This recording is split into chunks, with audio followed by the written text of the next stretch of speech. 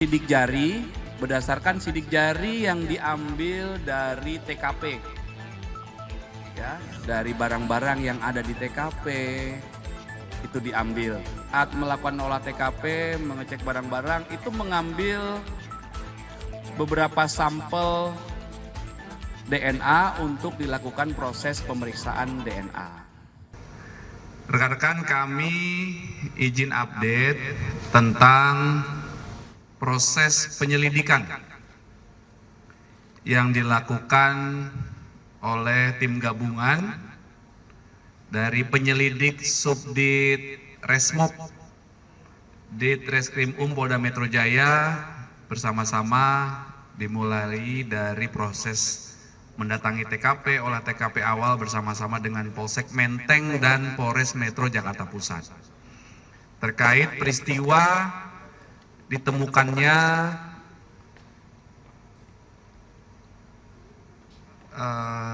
jenazah, ada korban seorang laki-laki di sebuah kamar kos di daerah Gondang Dia Kecil, Menteng beberapa waktu yang lalu, yaitu tanggal 8 Juli 2025.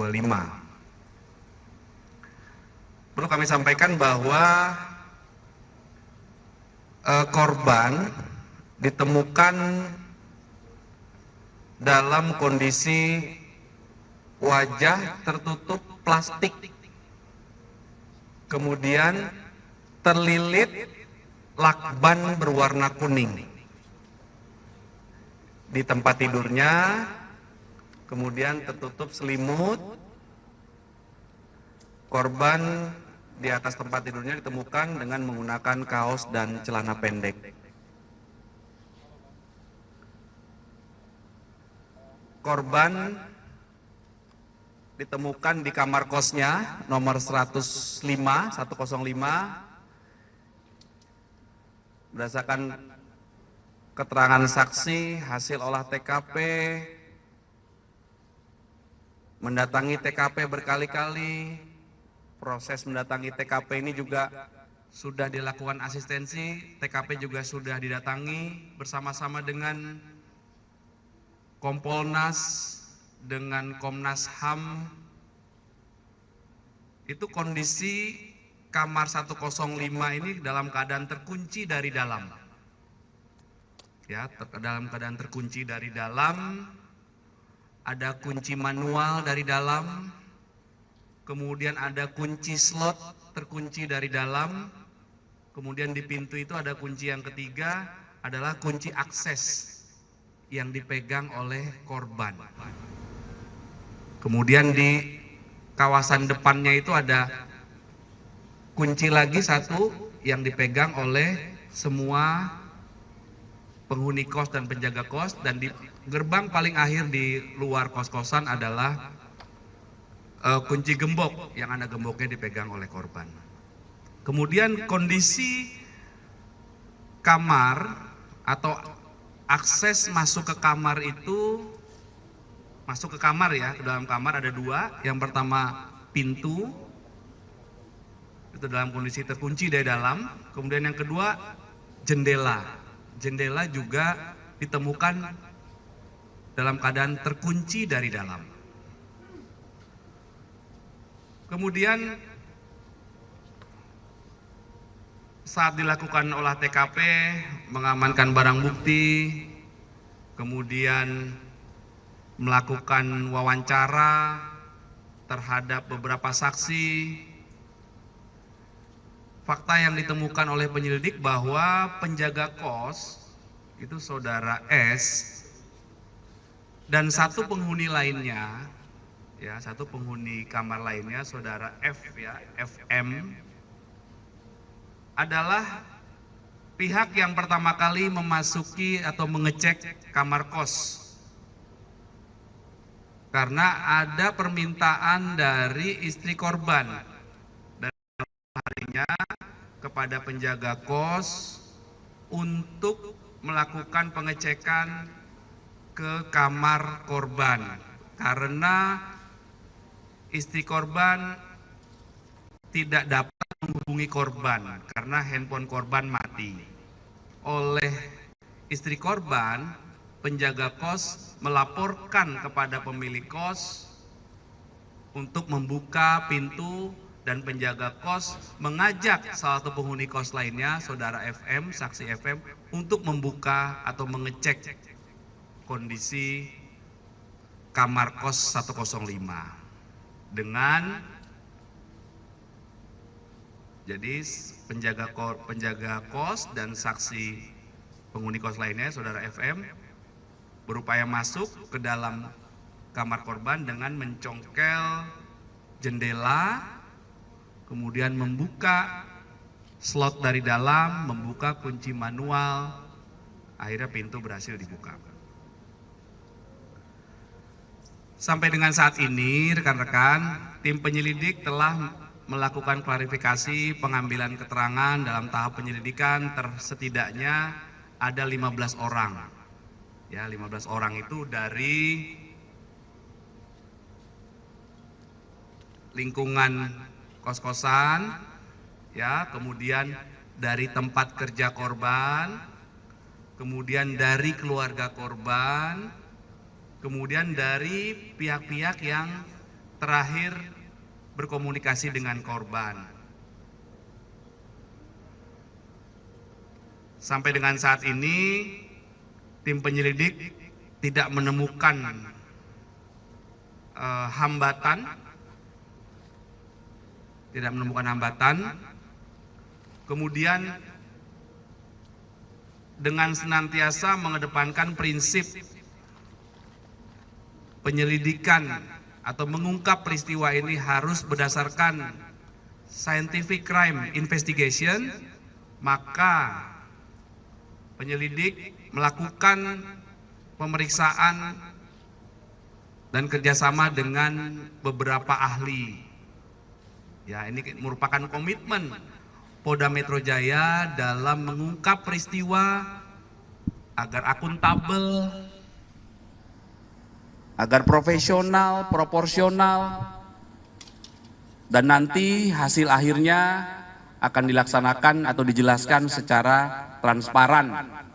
Ya, saat ini masih berproses. Jadi untuk tercapainya pembuktian secara ilmiah, maka beberapa ahli yang dikomunikasikan dan dilibatkan dalam pengungkapan peristiwa ini, yang pertama itu adalah tim kedokteran forensik yang melakukan pemeriksaan visum dalam atau melakukan otopsi terhadap jenazah korban, yaitu dilakukan oleh tim dari kedokteran forensik RSCM.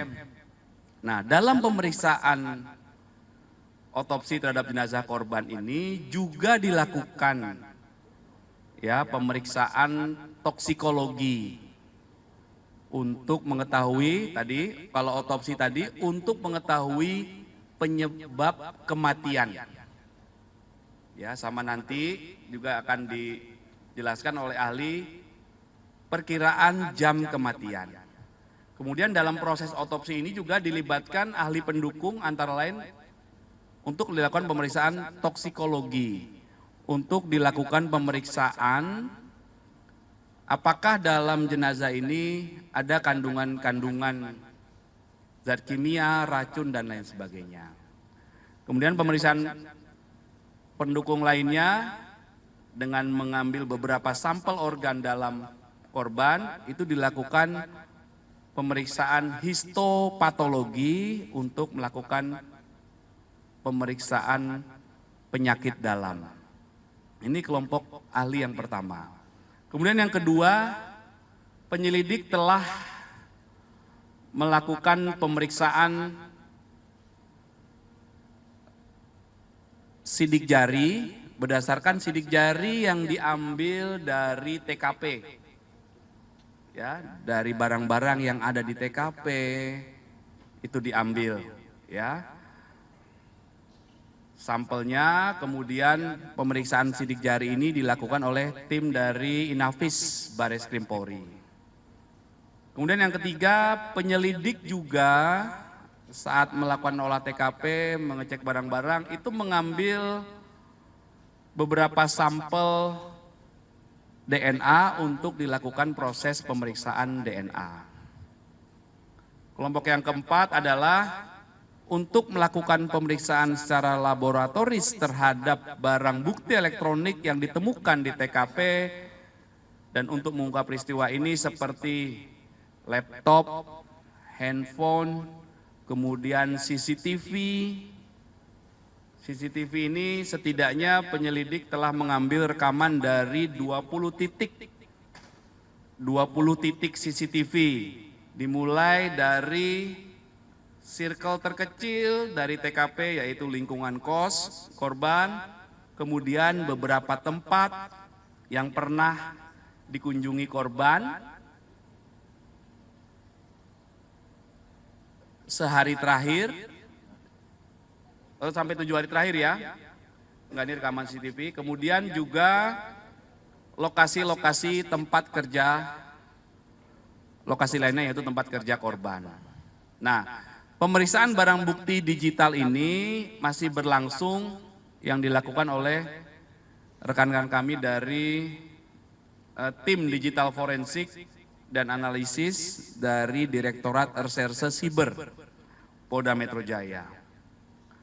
Kemudian penyelidik juga melakukan pendalaman terhadap latar belakang korban, yaitu dengan melakukan dan melibatkan tim ahli dari psikologi forensik.